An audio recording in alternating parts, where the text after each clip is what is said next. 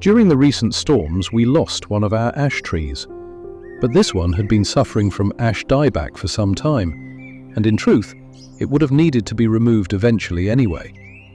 The tree now has one final purpose. Seasoned and stored, it will keep us warm next winter. Once the logging was complete and the trunk removed, we were left with very soft, saturated ground. In that damp hollow, we've begun creating a small wildlife pond. A simple, natural space that we hope will draw in frogs, newts, and toads, perhaps even dragonflies. As part of this project, we're also planning to build a small photography hide.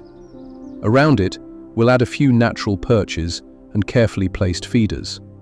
For now, I've set up my pop-up hide in roughly the spot where the wooden one will stand. It's only temporary, but it gives a sense of the view.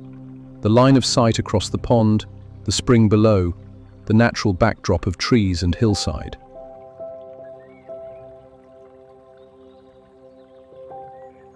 One of the benefits of creating a pond here is that it won't need a liner. The ground is already soft and boggy, shaped by the spring that flows into it. So it's simply a case of digging down and forming the shape we need. I'm planning to keep it fairly small and natural, nothing too formal.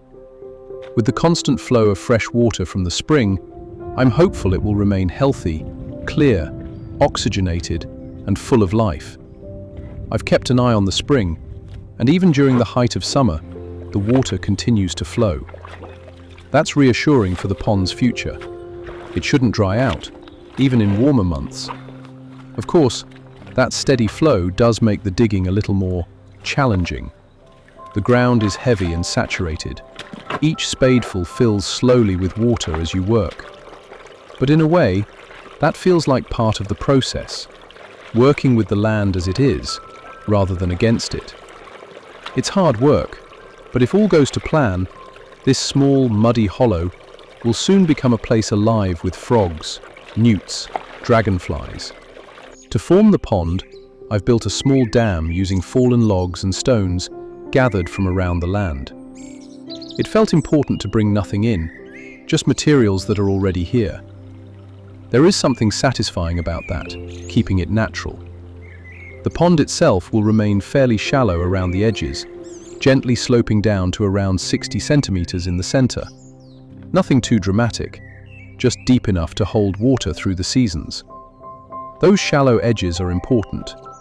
They'll allow frogs, toads, hedgehogs, and any other curious visitors a gentle way in, and more importantly, a safe way out. A wildlife pond doesn't need to be large or elaborate. It just needs to be part of the landscape. A quiet pool where water settles and wild creatures can get on with life. As the light fades and dusk settles in, you can feel the cool of the evening. It's a moment to stop and look down at what we've created so far. So please join us for part 2 of this small build, where we'll continue the progress and see how this corner of the garden begins to take on a life of its own.